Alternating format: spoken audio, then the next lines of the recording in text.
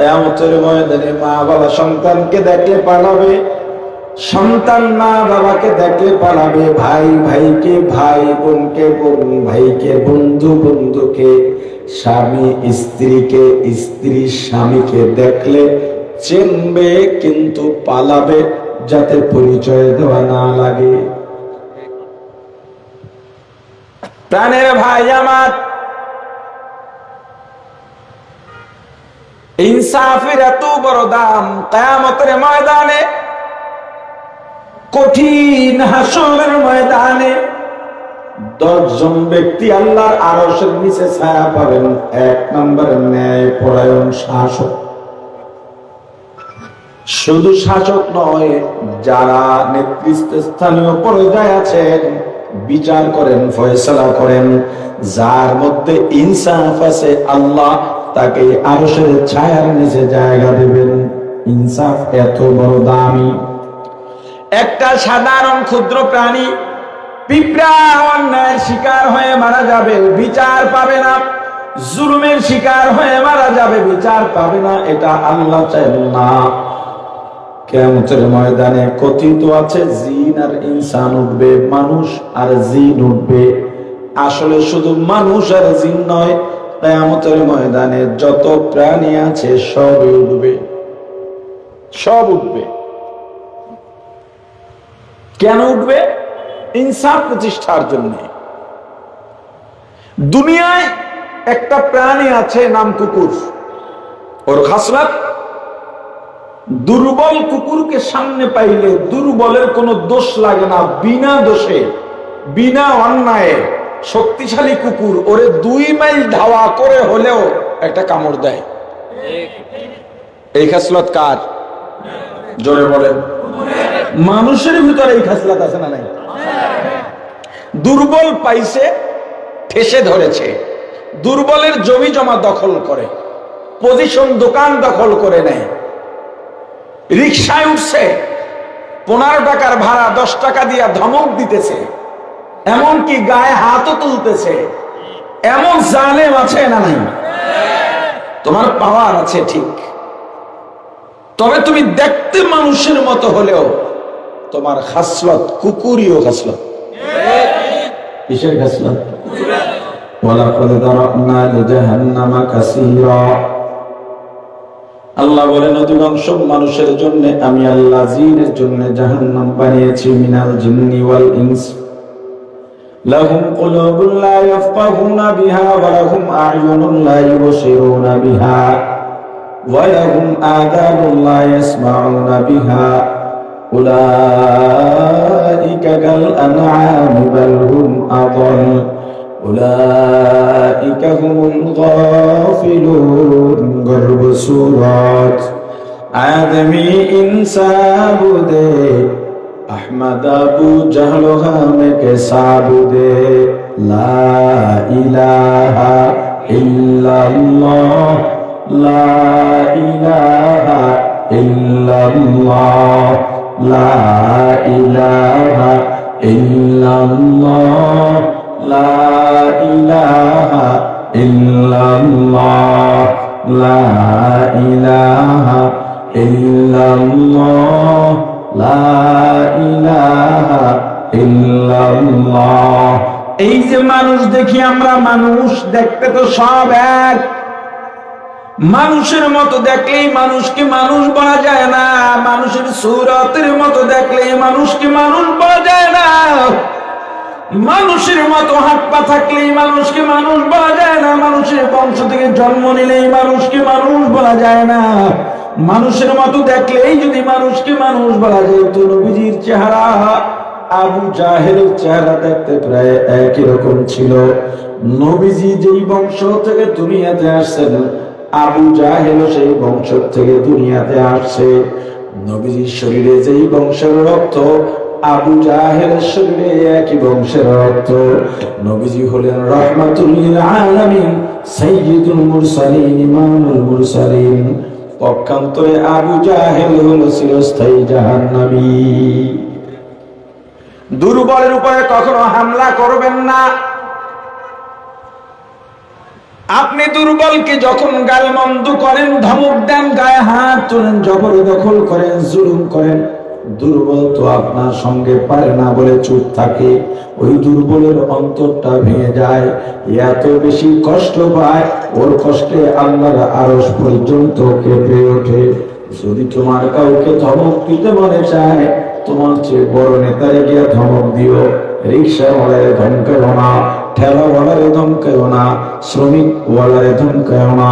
যে অসহায় আছে তার উপরে নির্যাতনের স্টিম রোলার চালাইও না। দুর্বলের উপরে ভালো ব্যক্তিত্ববান কোন মানুষ কখনো অন্যায় চাপায়া দেয় না। এটা কুকুরের কাজ। কার কাজ? জোরে বলেন। কিয়ামতের ময়দানে দুনিয়ার জুলুমের শিকার দুর্বল কুকুর আল্লাহর দরবারে বলবে, আল্লাহ আমার কোনো অন্যায় ছিল না, আমার কোনো দোষ ছিল না, বিনা কারণে আমাকে দাওয়াইয়া কামড়াইছে। আল্লাহ বলবেন কয়টা কামড় দিছে? বলবে দুইটা দিছে। দাঁত ঢুকছে, একটাই ঢুকছে আর একটাই ঢুকে নাই, একটুক রক্ত বেরিয়েছে। এত দূর আমারে, এত কদম আমারে ধাওয়া করছে। আল্লাহ এবার ইনসাফ প্রতিষ্ঠা করবেন। দুনিয়ার দুর্বলটাকে বলবেন তুমি শক্তিশালী হয়ে যাও, দুনিয়ার শক্তিশালীটাকে বলবেন তুমি দুর্বল হয়ে যাও। কতটুকু দুর্বল হবে? দুনিয়ার দুর্বল যেটা ছিল ঠিক ওটুক। শক্তিশালী কতটুকু হবে? দুনিয়ায় যতটুক শক্তিশালী ছিল ঠিক ওটুক, একদম ছাওয়া ছাওয়া শক্তিশালী বানায় বলবেন এবার আরে ধাওয়া কর। দুনিয়ায় তোরে যতটুক ধাওয়া করছে এর থেকে একটা কম হবে না, বেশি হবে না। তুই যতটুক ব্যথা পাইছিলি ওরে ঠিক অতটুকু ব্যথা দিবি, এর থেকে বেশি যেন না হয়। বাস ধাওয়া করে কামড় দেবে, প্রতিশোধ হয়ে গেছে। এবার আল্লাহ বলবেন মাটি হয়ে যাও।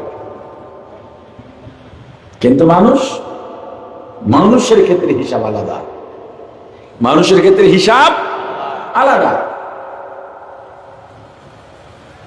হ্যাঁ, এই যে দুনিয়ায় কিছু মানুষ আছে আপনার কাছে গিয়া বলে ভাই আমাকে একটু কর্জে আছে না, 10,000 টাকা দাও, এক সপ্তাহে দিয়ে দেবো। আপনি বললেন ভাই টাকা আছে কিন্তু দেব না। কেন? ভাই টাকায় আর লেনদেনে মানুষের সাথে সুসম্পর্ক নষ্ট হয়ে যায়। আমি জানি দান সদকার চাইতেও কর্জে হাসানায় সওয়াব বেশি, কিন্তু সম্পর্ক নষ্ট হয়। কয় না ভাই আমি জীবনে ওয়াদা মিস করি নাই, আমাকে একবার দিয়ে দেখো। আপনি দিলেন না, তারপরে আপনার বন্ধু বাড়িতে গিয়া বিবিকে বলতেছে তুমি একটু ভাইয়ের বউয়ের কাছে যাও, গিয়া বুঝাও। ভাই ভাবিরে যদি বুঝাইতে পারো, ভাইকে বললে টাকাটা দিবে। কারণ কানের কাছে যে থাকে মানুষ তার কথা বেশি শোনে। এজন্য ম্যাজিস্ট্রেট, বিচারক, সচিব এদেরকে ম্যানেজ করতে কারে ধরে জানেন? দারোয়ান রে, ড্রাইভার রে। যদি না ধরতো একটা ড্রাইভারের 10 তলা 20 তলা বাড়ি হয় কেমনে? এদেরকে গিয়ে ম্যানেজ করে। ভাবির গিয়া বলছে, ভাবি আবার স্বামীরে বুঝায় গেছে, ঠিক আছে 10,000 টাকা দিল বউয়ের কথায়। এক সপ্তাহ গেছে, মাস গেছে, বছর গেছে, টাকা দেয় না। হঠাৎ দেখে ওদিক থেকে পাওনাদার আসতেছে, ওদিক থেকে রাস্তা ঘুরে এলায়, দেখা দেয় না। দোকানে বাকি খায়, খাইতে খাইতে অনেক হয়েছে, এখন ওই বাজারই আর যায় না, অন্য দোকানে গিয়ে নগদ টাকায় খায়, কিন্তু এখানে বাকি পরিশোধ করে না। আছে না ভাই? হঠাৎ একদিন দেখা হইল আপনার সাথে, ভাই এক সপ্তাহের কথা বলে আজকে 7 মাস কাটাইলেন, টাকাটা দেবেন না।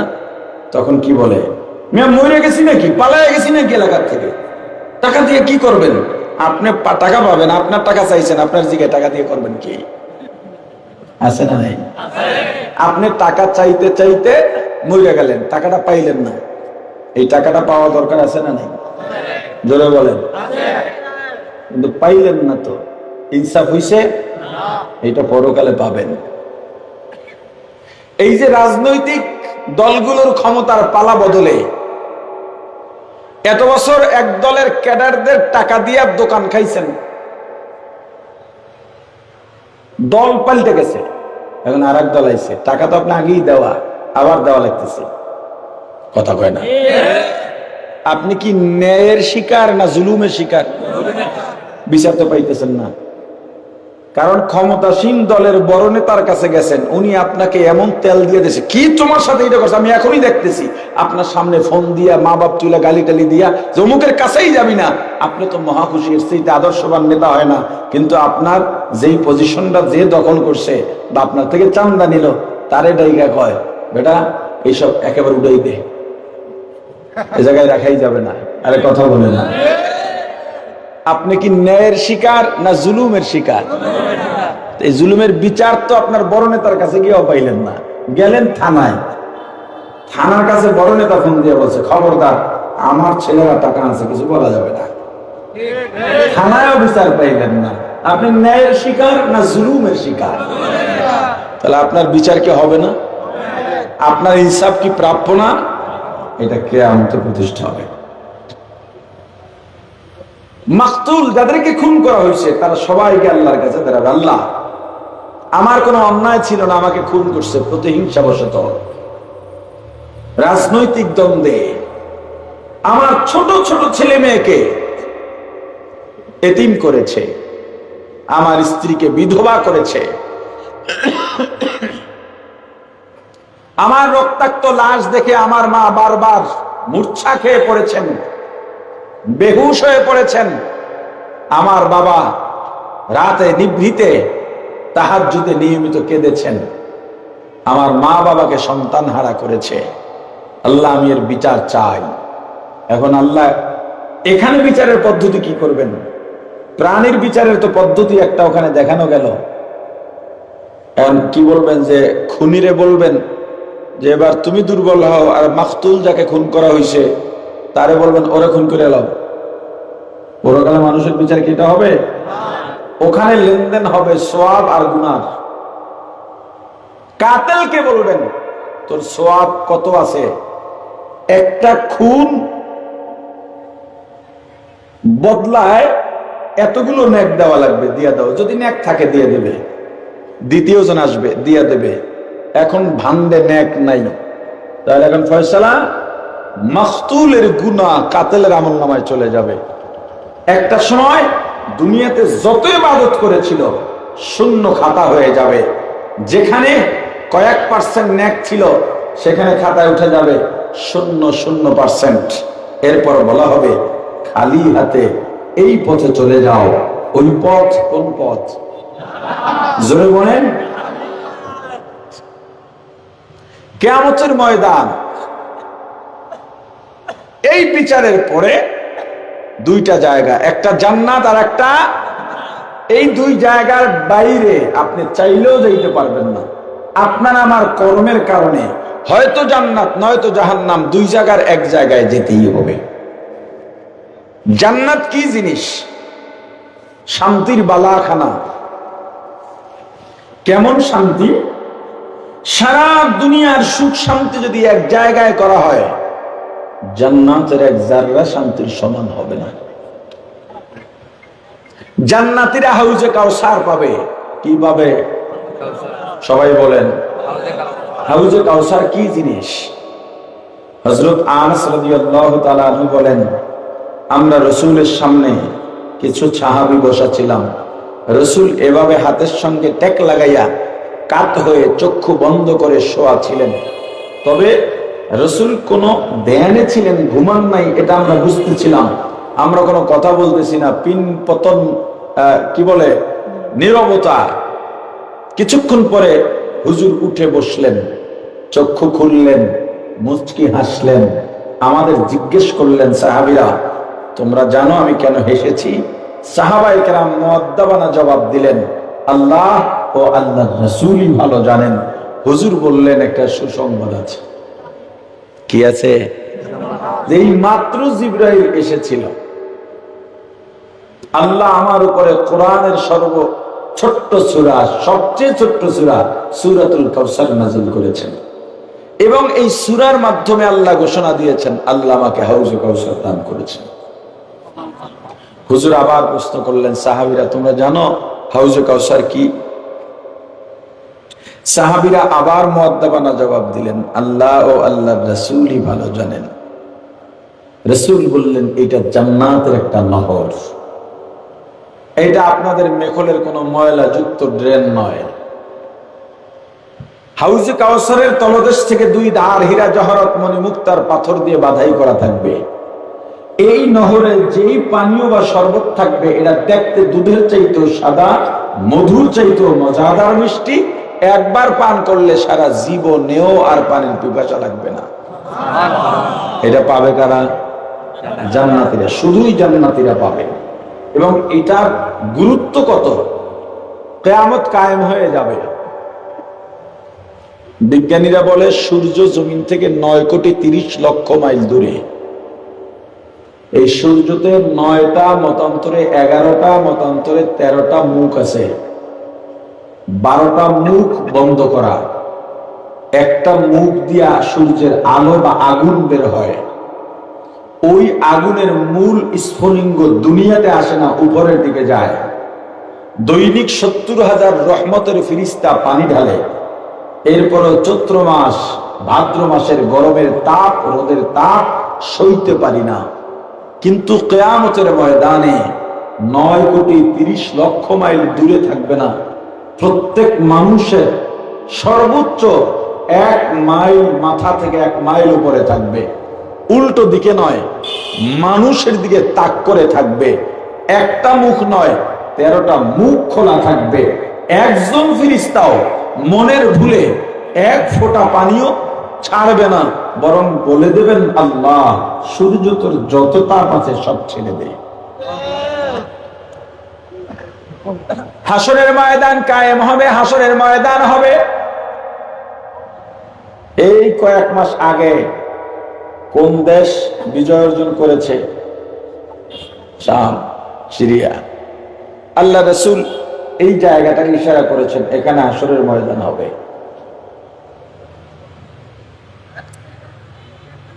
হাসরের ময়দান কায়েম হওয়ার পর আপনার মেখল থেকেও মানুষগুলো হাসরের ময়দানে যাবে।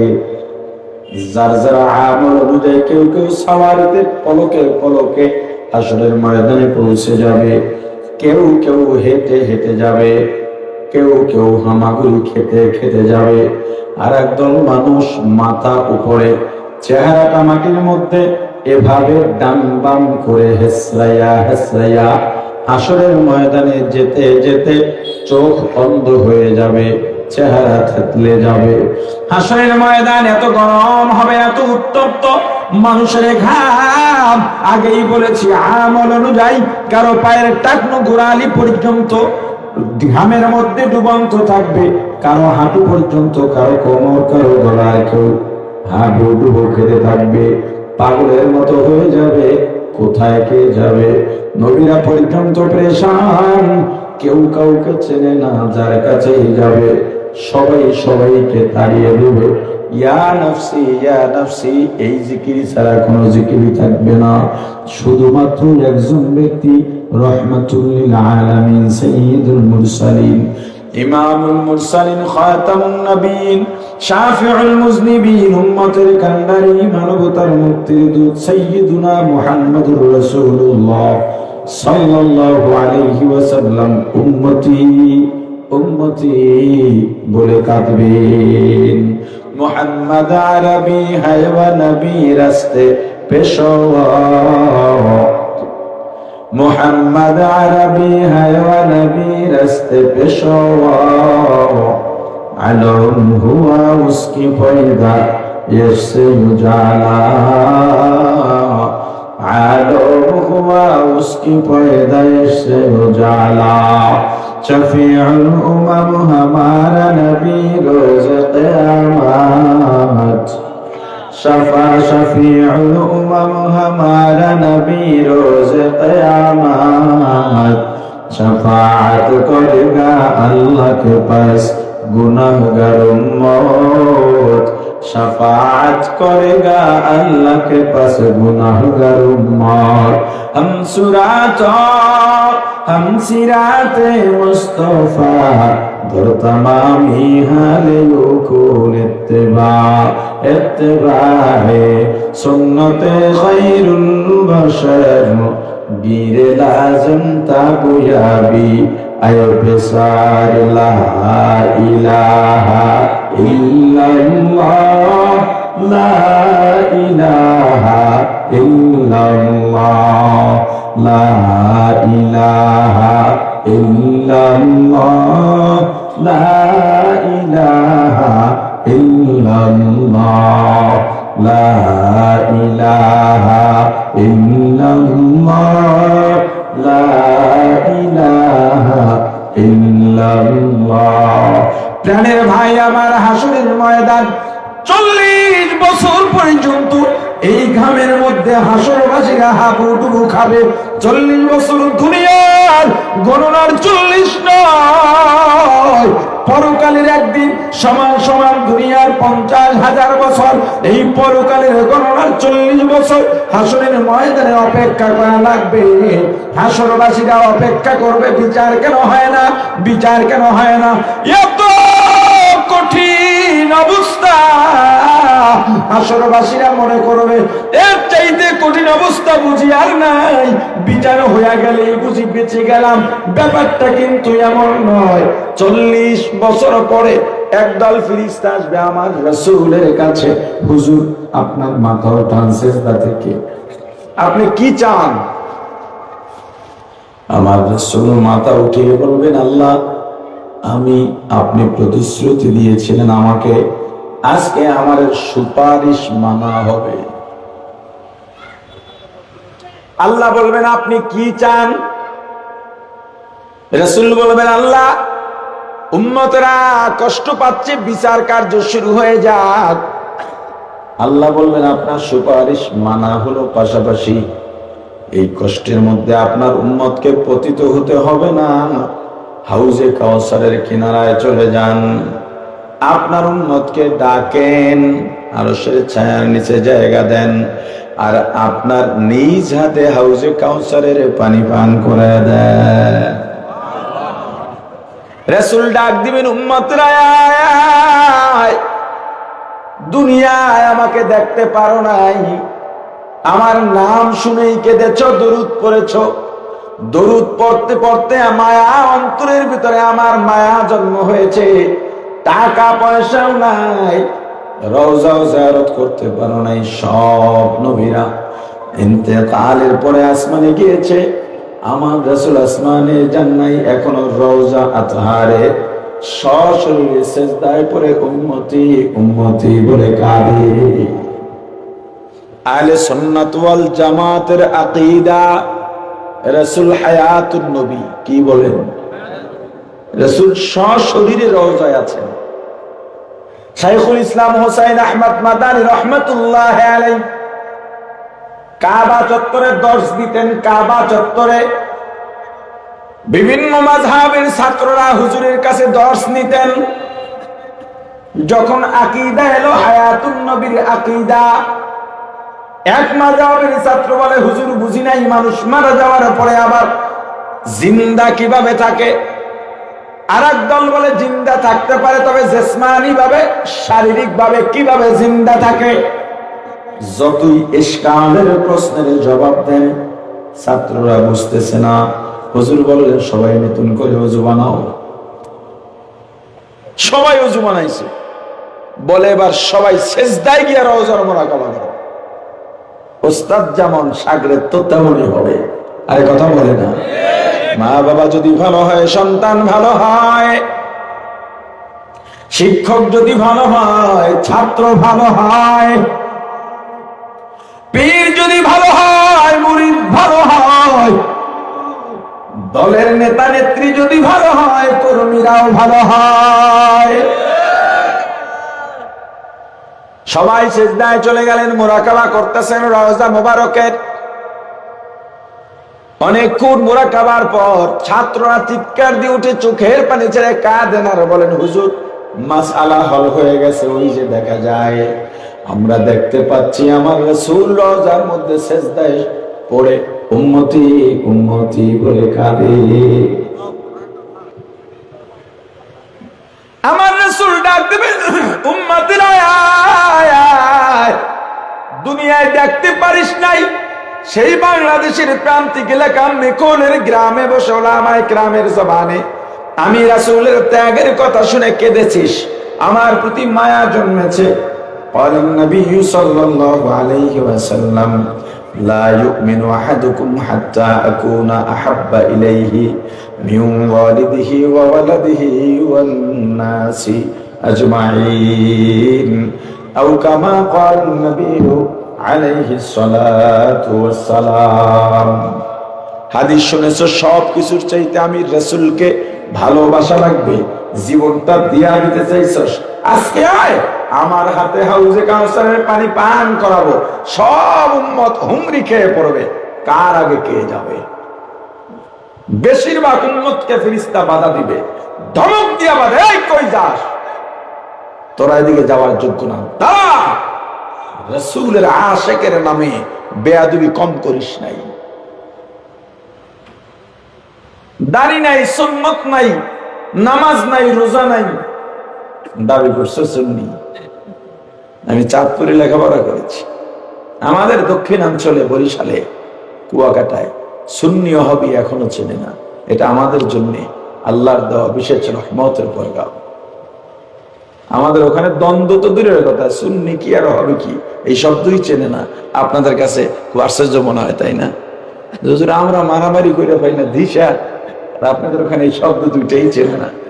আমি কচুয়া গিয়েছি, তো ও কচুয়ায় উজওয়ানির পাশে, তো উজওয়ানির কারি সাহেব রহমতুল্লাহ আলাইহির কারণে হুজুরদেরকে, ছাত্রদেরকে কারি সাহেব বলে ডাকে। এর যত বড় আলেম হন, অনেক আগে, আমি ফারেক হয়েছি প্রায় 16-17 বছর হয়ে গেছে। আমি ওখানে গিয়েছিলাম কাফিয়ার বছর, বড় ভাই ওখানে পড়ছে এই সূত্রে, তো অনেক আগের কথা। এখন ওই এলাকার এই অরফ, এই পরিভাষা পরিবর্তন হয়েছে কিনা জানি না, এখন কারিশা পড়লেই ডাকে। আচ্ছা, তো একটা মসজিদ থেকে আসরের নামাজ পড়ে বের হয়েছি, একটা লোক খুব পছন্দ করতো, কণ্ঠ ভালো ছিল, গজল টজল বলতাম, খুব পছন্দ করতো। লোকটা এমনি স্বাভাবিক ভদ্র মানুষ, সুন্নাত নাই আর কি ভিতরে, দৃশ্যমান যে সুন্নাত, বুঝতেছেন তো, এগুলো ভিতরে নাই। বললাম, ভাই এই যে আপনারা সুন্নি আর ওয়াহাবি বলেন, এটা কি জিনিস? কয় আপনাকে এখনই দেখাইতেছি। আসরের নামাজ হয়ে গেছে, কচুয়ার ছাত্ররা তো বের হবে, ঘুরতে যায় না, আসরের পর সব মাদ্রাসা একটু উৎসবটাকে বের হয়েছে। 2-4 জন ছাত্র দলে দলে যায়, ওদিকে হাঁটে, এই যে দেখেন, এই যে বের হইতেছে, এগুলো সব ওয়াহাবি। কথা বলে না কি ওয়াহাবি? আমি বললাম, আপনি? আলহামদুলিল্লাহ আমি সুন্নি। আমি বললাম, তো আমাকে দেখতে কেমন মনে হয়?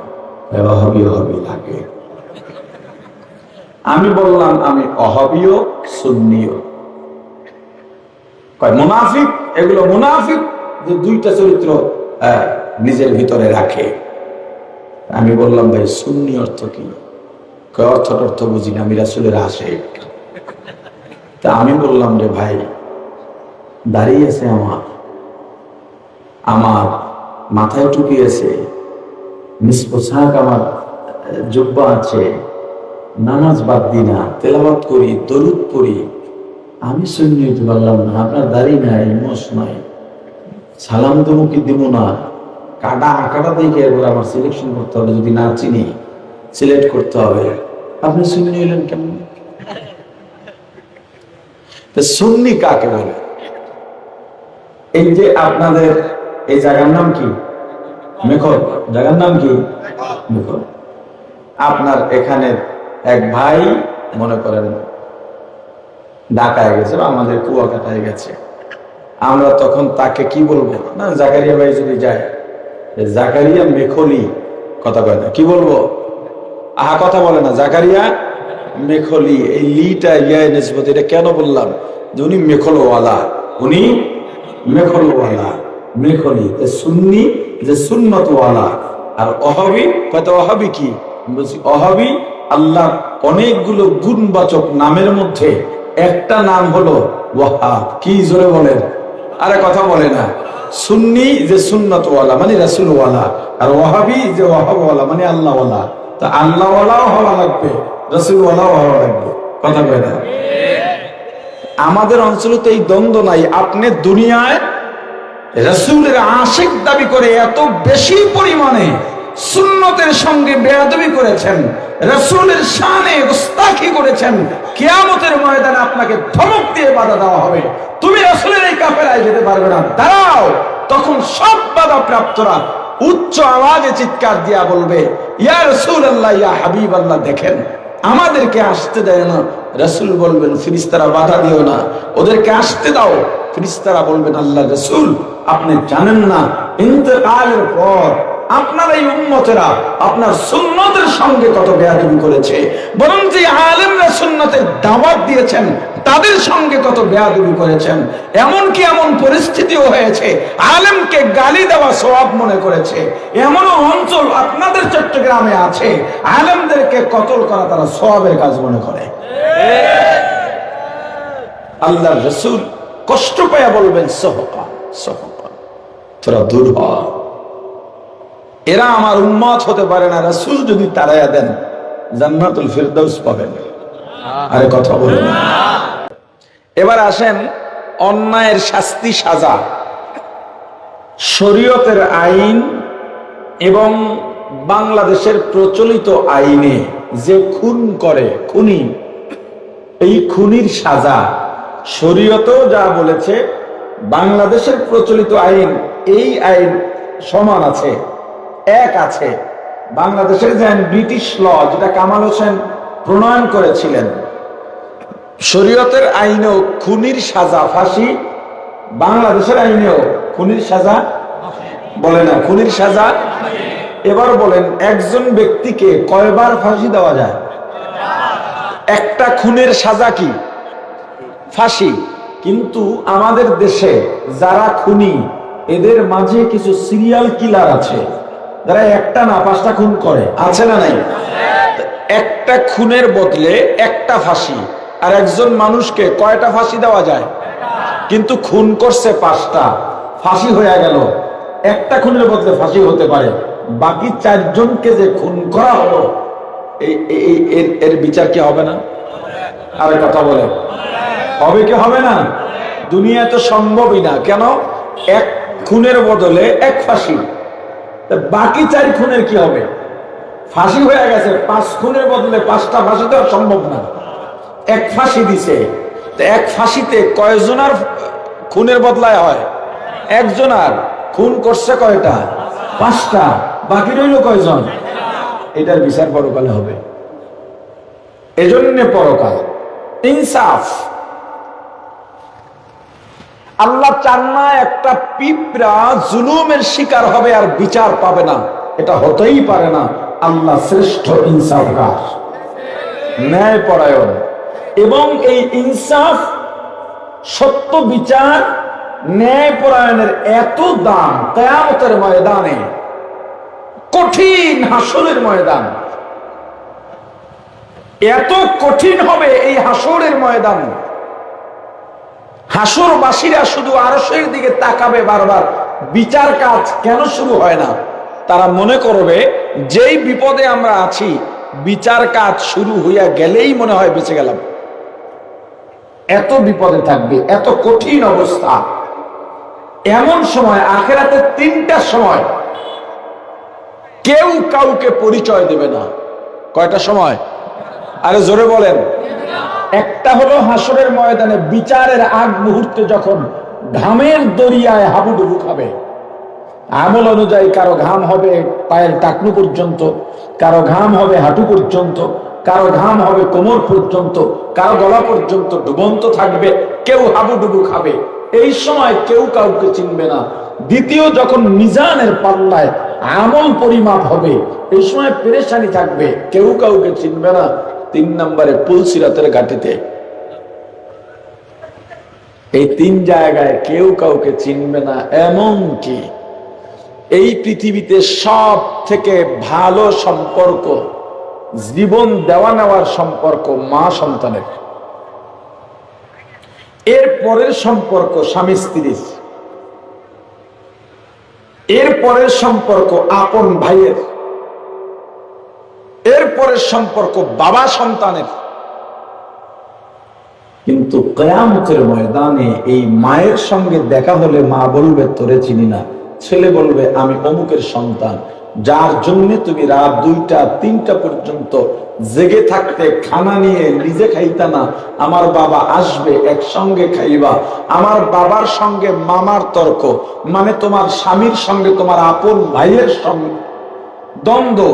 আমার বাপ তোমার রক্তের কেউ না, আমার মামা তোমার রক্তের ভাই, আমার নানা তোমার জন্মদাতা বাবা, আমার বাবা তোমার রক্তের কেউ না, তবুও এমন ভাবে তুমি আমার বাবাকে ভালোবাসছো, তোমার বাবার সঙ্গে তোমার স্বামীর তর্ক হলে জন্মদাতার পক্ষ না নিয়া আমার বাবার পক্ষ নিয়া নিজের বাপের বাড়ি ত্যাগ করছো। আমি সেই আব্দুর রহমান আব্দুল্লাহর ছেলে। মা জবাব দিয়া বলবে আমার বিয়াই হয় নাই, কিসের স্বামী কিসের সন্তান। يوم يفر المرء من أخيه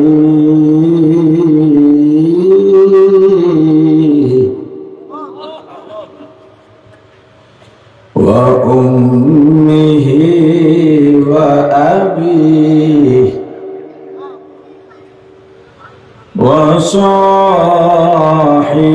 وصاحبته وبنيه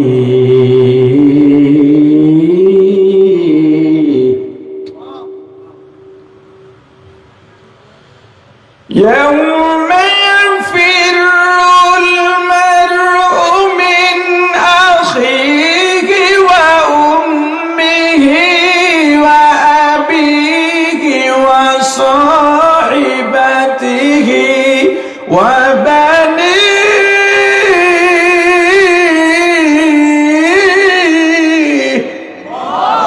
পরকালের জায়গায় একটা জান্নাত আর একটা জাহান্নাম, একটা জান্নাত জাহান্নাম। পরকাল কেন? পরকাল ইনসাফ প্রতিষ্ঠার জন্য, পরকাল দুনিয়ার ভালো মন্দের চূড়ান্ত ফলাফল গ্রহণের জন্য, পরকাল সরাসরি আল্লাহকে দেখার জন্য। ইনসাফ, ন্যায় পরায়ণতা, এটা দুনিয়ায় সম্ভব না, পরিপূর্ণ সম্ভব না।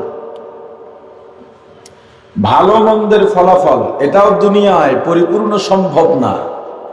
যেমন মনে করেন নেকের যে ফলাফল, আপনি বলবেন দুনিয়াতেই তো আমরা ভালো কাজের ফলাফল পেতে পারি, অন্যায় কাজের শাস্তি পেতে পারি, আদালত আছে, বিচারক আছে, কাজী আছে, কোর্ট আছে। আচ্ছা, এটার জবাবের আগে আপনি একবার সুবহানাল্লাহ বলেন, সবাই পড়েন। হাদিস শরীফে রাসূল করিম সাল্লাল্লাহু আলাইহি ওয়াসাল্লাম বলেছেন, একবার সুবহানাল্লাহ বললে তার জন্য জান্নাতে একটা ফলের বাগান তৈরি হয়।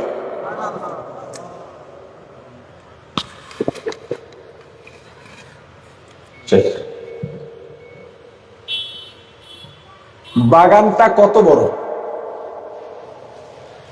সেটার পরিমাপ নাই, তবে বাগানে একটা গাছ কত বড় সেটার একটা সীমানা আছে। তার আগে বলেন কয়টা গাছে একটা বাগান হয়? 10টা, 20টা? আপনারা তো কোনো জবাবই দিচ্ছেন না। এইভাবে আমি কিন্তু বেশিক্ষণ কথা স্থায়িত্ব করতে পারবো না। আমার সঙ্গে আপনার বোঝাপড়া ভালো না হলে আমি শুধু শুধু চিল্লাবো না, আমি প্রয়োজনই মনে করি না এই চিল্লা চিল্লি। আপনার সঙ্গে আমার বন্ডিংটা লাগবে, আমার কথার জবাব আপনাকে দিতে হবে, না আমার বয়স সংক্ষেপ হয়ে যাবে। এটা সিরিয়াস বলতেছি। আমি কথা বলি, আপনি উত্তর দিচ্ছেন না, আমি এত ঠেকা মনে করি না আমাকে। কুয়াকাটা, এখান থেকে লাফ দিয়ে যাওয়া যায় না, বহুত দূর থেকে আপনার এখানে এসেছি, কিন্তু আমার জন্য এলাকায় এসে বয়ান করা আমার জন্য ফরজ না। আপনার জন্য বয়ান শোনা ফরজ। যদি বয়ানে ইলম শেখার ব্যাপার হয়ে থাকে, অথচ আমার দায়িত্ব আমি পালন করতেছি, আপনি বয়ানই করবো। এখন বারবার আপনাকে যদি আমার জবাব দেওয়ার জন্য বলতে হয়, তো কথা বলবো কোন সময়? আমি বয়ানে খুতবা করি, ছোট যেটা দেখেছেন, আলোচনায় ঢুকে গেছি অলরেডি। এখন আপনারা জবাব না দিলে এইটা বলতে বলতে তো টাইমই শেষ হয়ে যাবে।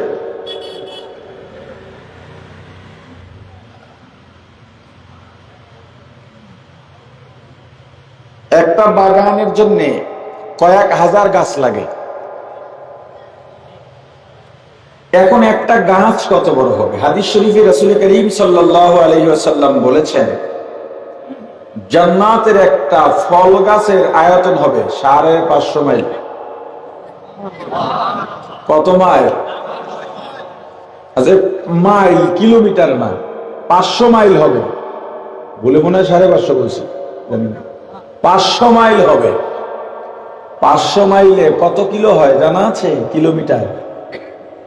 1 কিলোমিটার, 1 মাইলে 1.5 কিলোমিটারের একটু বেশি, কয়েক পয়েন্ট বেশি। আমরা অনেকে 1.5 কিলোমিটার বলি 1 মাইলে, এই হিসাব করলে সমস্যা নাই, কিন্তু মাসালার ক্ষেত্রে একটা ঝামেলা আছে অন্য জায়গায়। এই জন্য 1.5 কিলো না বলাই ভালো, যে 1 মাইলে 1.5 কিলো, এটা বললে একটু মাসালায় ঝামেলা হয়ে যাবে, একটু বাড়তি বলতে হবে। ওই উনি হাসতেছে, বুঝছে কিনা জানি না, এটা একটা জরুরি ব্যাপার। সেটা হলো, আপনি যদি বাড়ির থেকে বের হন সফরের নিয়তে 48 মাইল বা তার থেকে দূরত্বের সফরে বের হলেন, জার্নিতে বের হলেন, তখন আপনার এলাকা পার হয়ে গেলেই 4 রাকাত ফরজ নামাজে কত রাকাত পড়বেন? 2 রাকাত। কিন্তু আমাদের দেশে তো মাইলের হিসাব নাই, কিতাবের হিসাব কি? 48 মাইল। এখন আপনি যদি 1 মাইলে 1.5 কিলো ধরেন, 1.5 কিলোমিটার, তাহলে 48 মাইলে কত কিলোমিটার হয়? 72 কিলোমিটার হয়। আপনি যদি 48 মাইল 1.5 কিলো হিসাব করে 72 কিলোমিটার সফর করে কসর করেন, আপনার কসর কিন্তু হচ্ছে না। কারণ 48 মাইলে 78 কিলোমিটার হয়, অল্প কম বেশি। তাহলে আপনি 1.5 কিলো ধরলে এই মাসালা ওখানে পেশ খাবেন। তাহলে 500 মাইলে কম বেশি মোটামুটি আমরা 800 কিলো ধরতে পারি। কত কিলো? জোরে বলেন। এখন জান্নাতের একটা ফল গাছ ঢাকার 0 পয়েন্টে লাগানো হলো, ফলাফল কি হবে? পুরো বাংলাদেশ কভার হয়ে যাবে।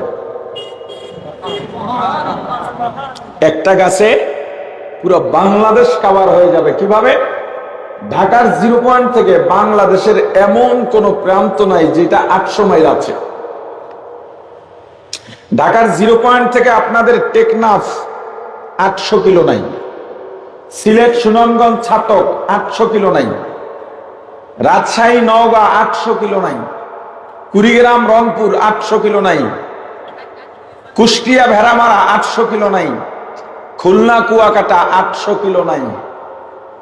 তার মানে জান্নাতের একটা ফল গাছ মানে পুরা বাংলাদেশ। আরে কথা বলে না। তাহলে একটা বাগান হলে এই পৃথিবীর থেকেও কয়েক গুণ বড় একটা বাগান পায় একবার সুবহানাল্লাহ বললে।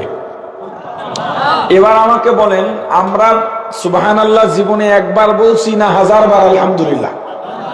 জোরে বলেন। 1000 বলেছি, লক্ষ লক্ষ সুবহানাল্লাহ বলেছি, কোটি বার সুবহানাল্লাহ বলেছি। দুনিয়ায় যদি এই সুবহানাল্লাহর ফলাফল আপনি পাইতে চান, বলেন তো এত বাগান আপনাকে কোথায় রাখতে দিবে? কথা বলে না।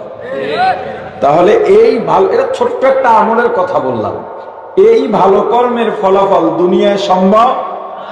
কোথায় পাবেন? পরকালে, আখিরাতে পাবেন।